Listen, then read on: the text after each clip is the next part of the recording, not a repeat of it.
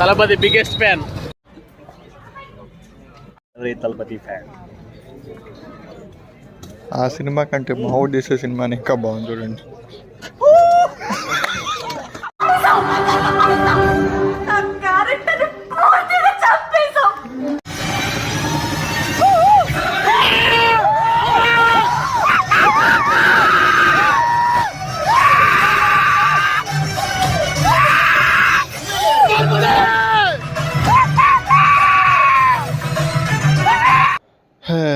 Cinema చూసాక అర్థమైంది gourd వేరే ఎవరో కాదు ఏమే అని.